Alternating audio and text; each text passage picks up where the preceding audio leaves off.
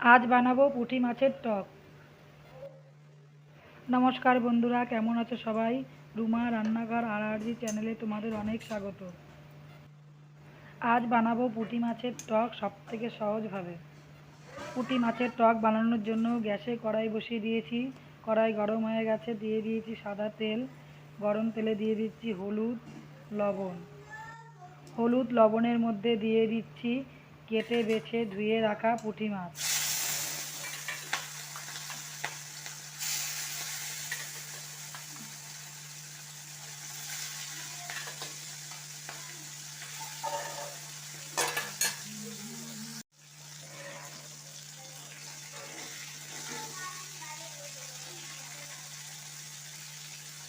পুঁটি মাছটা ভালো করে ভেজে নিচ্ছি। পুঁটি মাছটা ভেজে নেওয়ার পর আমি কিন্তু কড়াই থেকে নামাবো না।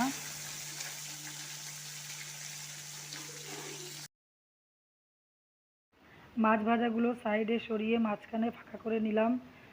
মাঝখানে দিয়ে দিলাম সর্ষে ফোড়ন, শুকনো লঙ্কা ফোড়ন।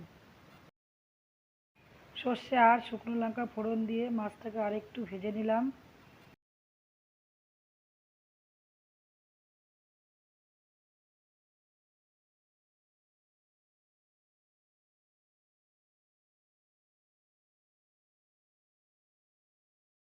ভেজে রাখা মাছের মধ্যে দিয়ে দিচ্ছি চিড়ে রাখা কাঁচা লঙ্কা। লঙ্কার পরিমাণটা আমি একটু বেশি করে দিয়েছি, তোমরা তোমাদের পরিমাণ মতো দেবে, যেমন ঝাল খাবে তেমন দেবে। লঙ্কা দেওয়ার পর মাছটাকে আরেকটু ভালো করে ভেজে নেব।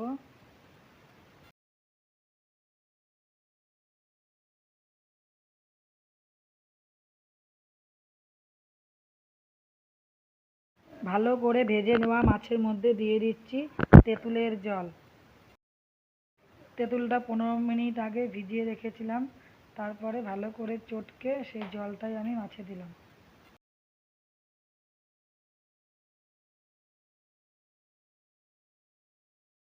তেঁতুলের জল দেওয়ার পর ঝোলটা ফুটে গেছে।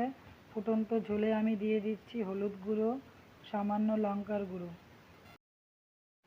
মাছের টকে লঙ্কার পরিমাণ বেশি হলে আমার তো খুবই ভালো লাগে। মাছের টক দিয়ে আমি যখন ভাতটা খাবো তখন কিন্তু এই কাঁচা লঙ্কাগুলো বেছে বেছে আমি আমার পাতে নেব। এই কাঁচা লঙ্কা ডলেই কিন্তু ভাতটা আমি খাবো। আমার মতন কার কার মাছের টকে লঙ্কা ডলে ভাত খেতে ভালো লাগে অবশ্যই কমেন্টে জানাবে। নামানোর আগে ফুটন্ত ঝোলে দিয়ে দিচ্ছি ধনেপাতা কুচি। আমি কিন্তু ঝোলে এখনও লবণ দিইনি, মাছ ভাজার সময় তেলে লবণ দিয়েছিলাম বলে। ঝোলটা একটু টেস্ট করে দেখলাম অল্প লবণ লাগবে, তাই আমি অল্প পরিমাণে লবণ দিয়ে দিলাম।